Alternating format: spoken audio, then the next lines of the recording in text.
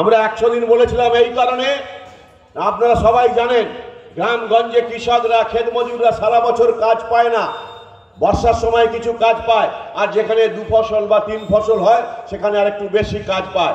বেশিরভাগ গ্রামগঞ্জের ক্ষেত মজুররা কাজ পায় না সারা বছর, তাহলে তাদের চলবে কি করে? সেই জন্যই তো আমরা বলেছিলাম সরকারিভাবে এই ক্ষেত মজুরদের 100 দিনের কাজ দিতে হবে, ন্যূনতম মজুরি 600 টাকা দিতে হবে। আমরা বলেছিলাম এখন 210 টাকা মজুরি, কংগ্রেস তার ইস্তাহারে বলেছে এই মজুরি তারা 400 টাকা দেবেন, এই প্রতিশ্রুতি দিয়েছেন। আর তারা বলেছেন যে আমরা যদি ক্ষমতায় আসি, বাম গণতান্ত্রিক ধর্মনিরপেক্ষ শক্তির জোট যদি সারা ভারতবর্ষে ক্ষমতায় আসে, মেয়েদের সারা বছরে 1 লক্ষ টাকা দেবেন, তারা তার ইস্তাহারের মধ্যে দিয়ে বলেছেন। তাই বন্ধুগণ, আমাদের যে লড়াই সংগ্রাম, বহু বক্তা আছে, আমি আমার বক্তব্য দীর্ঘায়িত করব না। যে লড়াইটা আমরা, যে ইলেকশন নির্বাচনের মধ্যে যেমন একটা রাজনৈতিক সংগ্রাম, ভারতবর্ষের ধর্মনিরপেক্ষতা থাকবে না থাকবে না, ভারতবর্ষের যে একটা মেলবন্ধন, সব হুন্ডল পাঠান মুঘল এক দেহে হলো লীন, এই যে চিরকালীন ঐতিহ্য সেটা থাকবে না থাকবে না। যে লড়াই সংগ্রাম আমার দেশের মানুষ করেছিলেন, সেই লড়াইটায় আমরা জিতবো না জিতবো না, আমরা সবাই এক জায়গায় একসঙ্গে থাকবো না থাকবো না, এই যে সংগ্রামটা আমাদের কাছে বড়। আমরা শ্রমিকের সমস্যা, কৃষকের সমস্যা, ক্ষেত মজুরের সমস্যা, মেয়েদের সমস্যা, সর্বস্তরের মানুষের সমস্যা, এবং ঐক্যবদ্ধভাবে একসঙ্গে ভারতবর্ষে থেকে কাঁধে কাঁধ মিলিয়ে লড়াই করবার যে সংগ্রাম, যে ঐতিহ্য আমরা বহন করি বামপন্থী কমিউনিস্টরা, তাকে ধরে রাখবার জন্যেই আপনাকে বামপন্থকে ভোট দিতে হবে। আর একদিকে যারা পশ্চিমবঙ্গকে লুটে রাজত্ব করেছে, বেকার যুবকদের নিয়ে ছিনিমিনি খেলছে, কাজ দিচ্ছে না সেখানে দুর্নীতি করছে, কৃষকদের নিয়ে ছিনিমিনি খেলছে, লুটতরাজ করছে, রেশন ব্যবস্থাটাকে ধ্বংস করবার চক্রান্ত করছে, এবং নারীর কোনো সম্মান রাখছে না, সর্বস্তরের মানুষকে একটা ভয়ঙ্কর অস্থিরতার মধ্যে ঠেলে দিচ্ছে পশ্চিমবঙ্গে। এর বিরুদ্ধে আপনাকে ভোট দিতে হবে।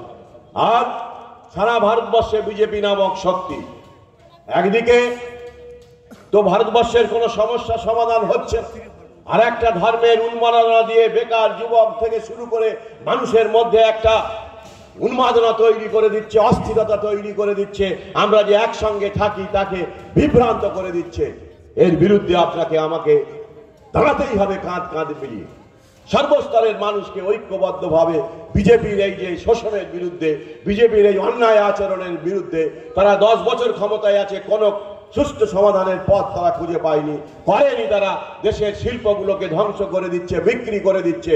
তাই আসুন আমরা ঐক্যবদ্ধভাবে আগামী 25শে মে যে 6ষ্ঠ দফার নির্বাচন, অলরেডি 4র্থ দফা হয়ে গেছে, ভোট মানুষের পক্ষে যাচ্ছে, জনগণের পক্ষে আছে। ক্রমশ তারা ভয় পাচ্ছে, কারণ ভোটের হার যেভাবে হয়েছে, গোটা ভারতবর্ষের যা আস্তে আস্তে খবর আসছে, তাতে বাম গণতান্ত্রিক ধর্মনিরপেক্ষ যে জোট তা শক্তিশালী হচ্ছে। এবং আগামী 25শে মে এখানে আমাদের যে নির্বাচন ক্ষেত্র আছে, তার সঙ্গে তমলুক লোকসভা আছে, আমাদের সায়ন ব্যানার্জি এখানে আছেন, তরুণ তুর্কি নেতা, ছাত্র আন্দোলনের মধ্যে দিয়ে, লড়াই সংগ্রামের মধ্যে দিয়ে মানুষের কাছে তিনি লড়াইয়ের মুখ হিসেবে উঠে এসেছেন, এবং হাইকোর্টের নাম করা উকিল তিনি, লয়ার তিনি, অ্যাডভোকেট তিনি।